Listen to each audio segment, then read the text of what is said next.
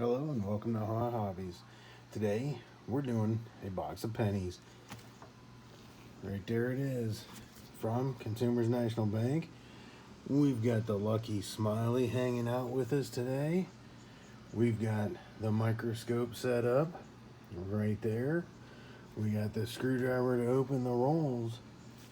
We've got the Rob Finds Treasure Lincoln Penny Coin Hunt mat. It gives us all the information we need for most of it, even though I look for more than just this. But it makes for a nice mat. Well, I guess that's pretty much it. Let's get it open and make sure it's at least circulated here. And while I'm doing that, if you would, I'd appreciate it if you give me a thumbs up. All right, we got it open. Let's take a look. Yep, it's definitely circulated. Take a quick peek at this top row. See if we have any special enders. Some dirt, that's for sure. Look at that. Definitely some dirty coins in this one. 1975, so we definitely got some copper in here.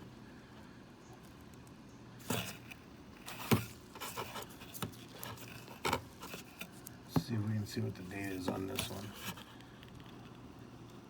It's 1984.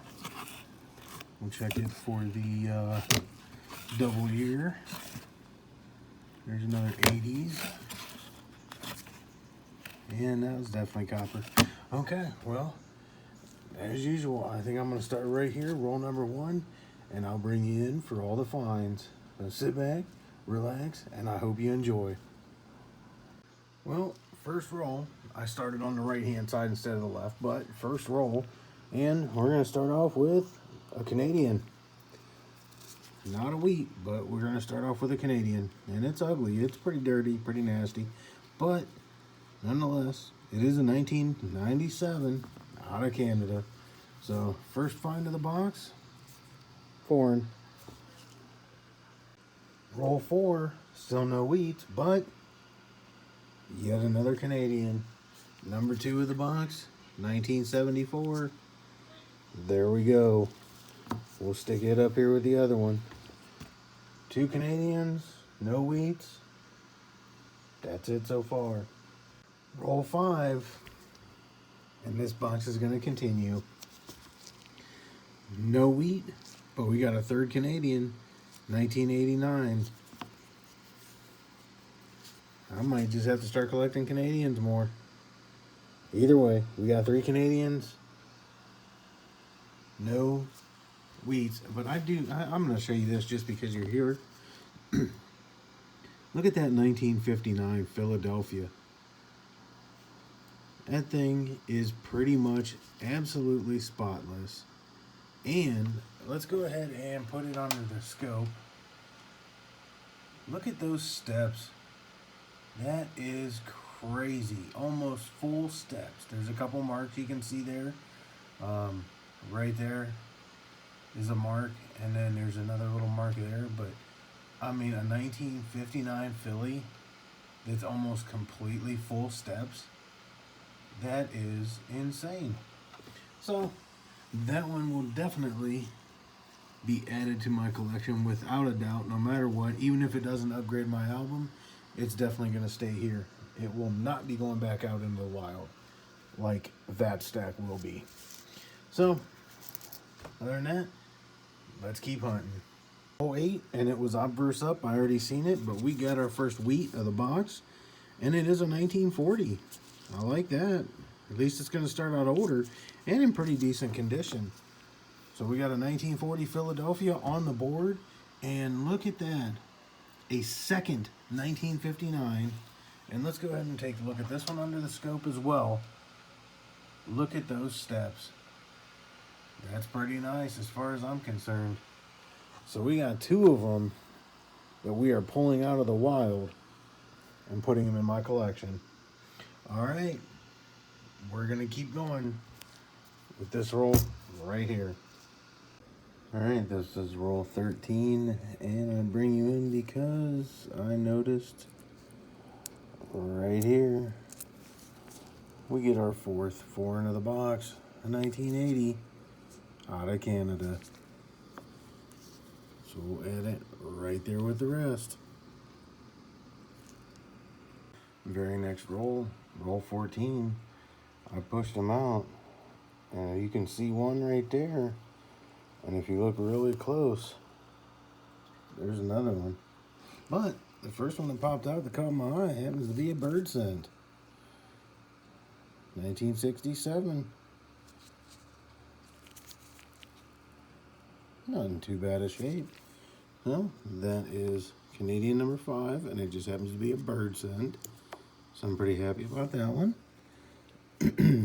And this is the other one right here. 1985. Well, 2 Canadians in that roll. That brings us up to a total of 6. We'll keep hunting. Well, it took 18 rolls, but we got our second weed. I already seen the date because it was obverse up. It is a 1948 out of Philly.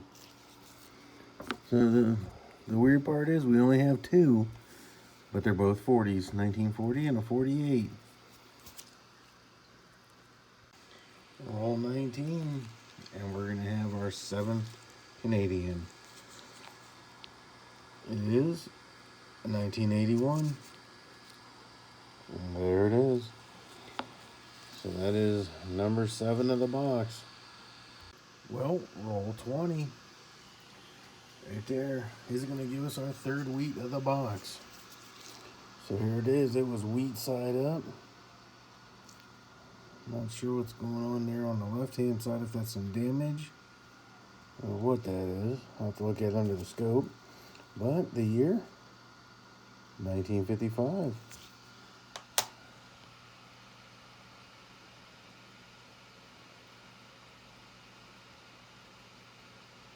I think there's definitely some damage to it. I don't see really any significant doubling.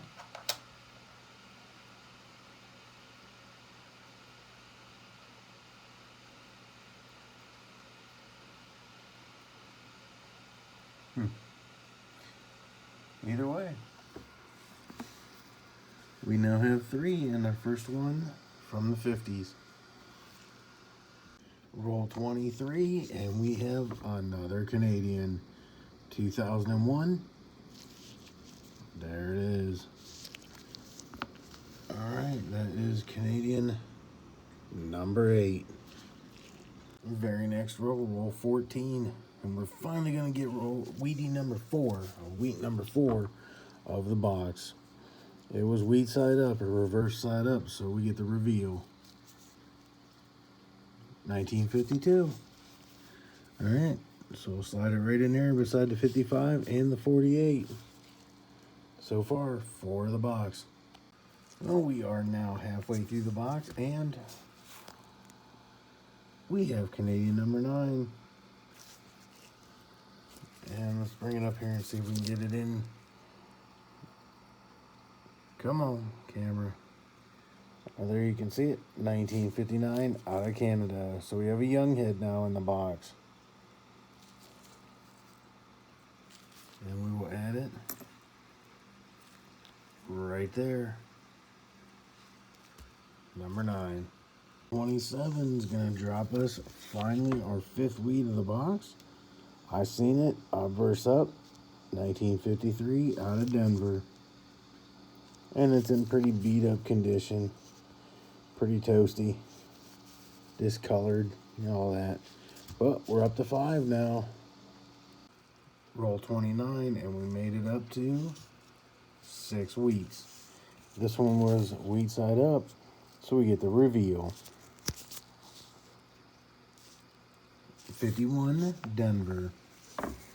And that goes right before the 52. There we go. Roll 31, and we're going to have another wheat on the board. This will be number 7 of the box. And it is 1946. It gives us another 40s. We'll move that over and slide that one in. We'll take it. All right, 44 is the roll we're on, and we're going to have another Canadian yet. This is going to bring us into double-digit Canadians. We now have 10 for this box. 1984. There it is.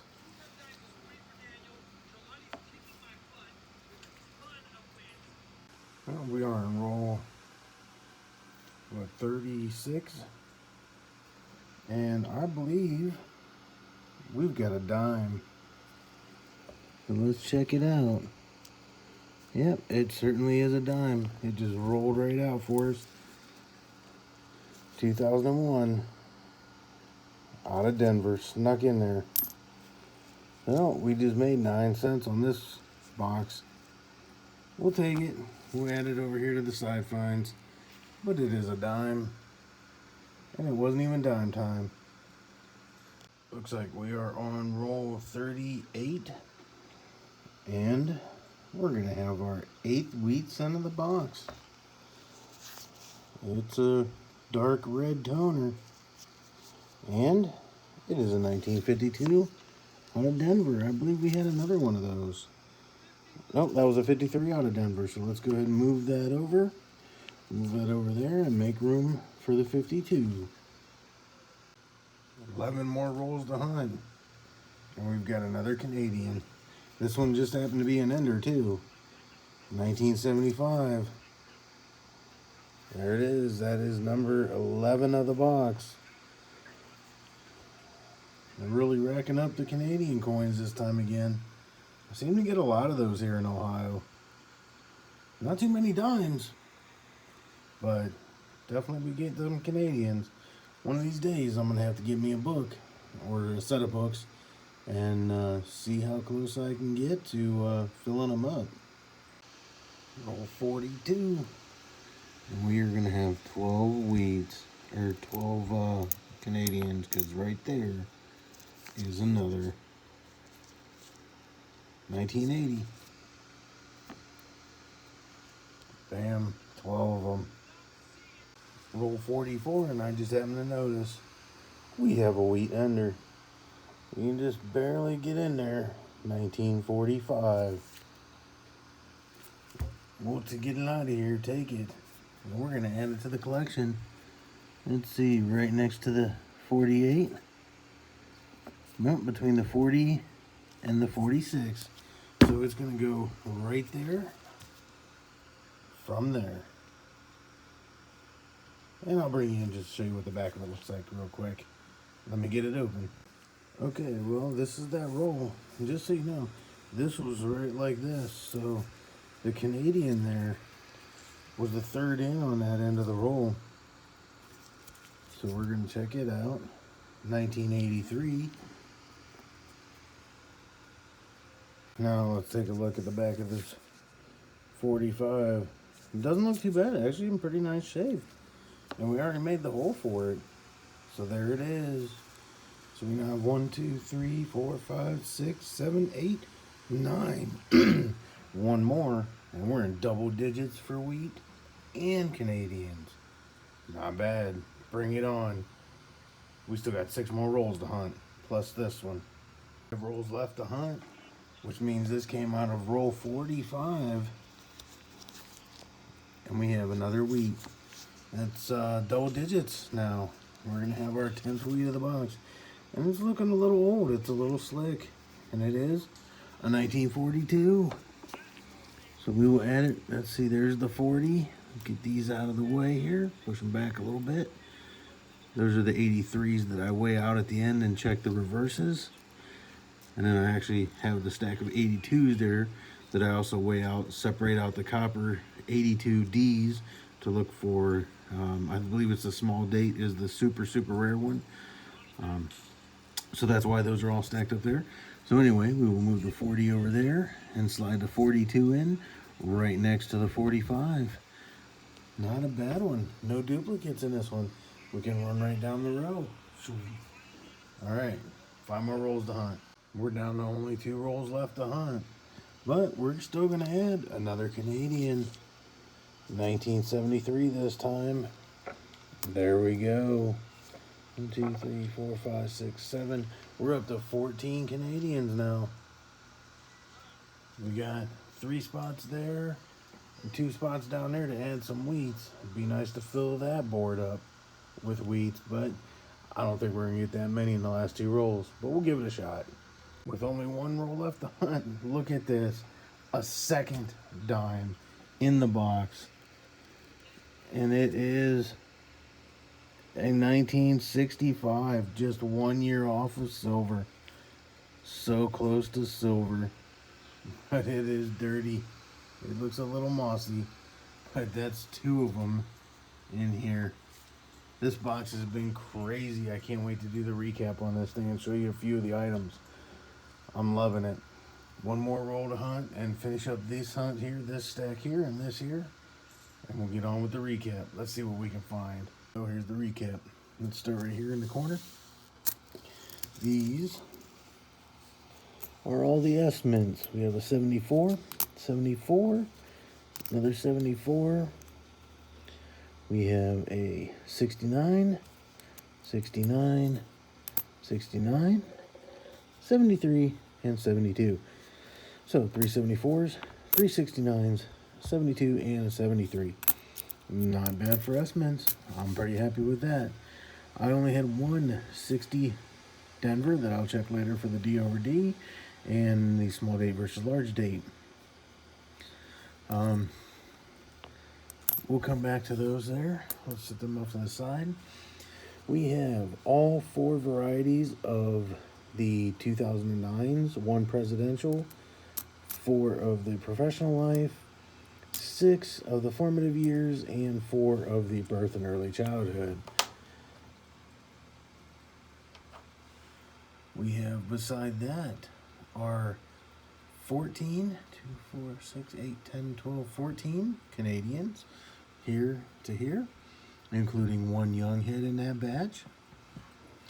We have wheats starting at 55. That's the latest one we have, or new, earliest, youngest, whatever. The 53 Denver, the 52 Denver, 52 Philly, 51 Denver, 48 Philly, 46 Philly, the 45 Philly, 42 and 40, both out of Philly. Then we had our 2 dimes.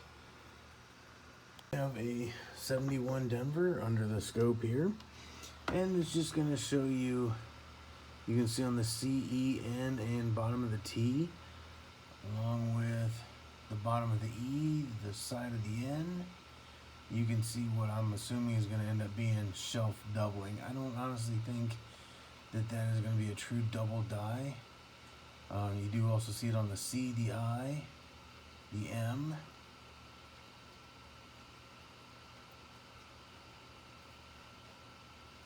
I don't recall. Yep, there it is on the N.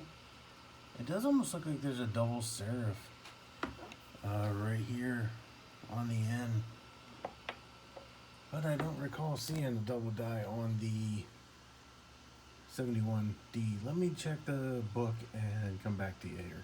The only thing listed in the book for 71D is the double die on the obverse.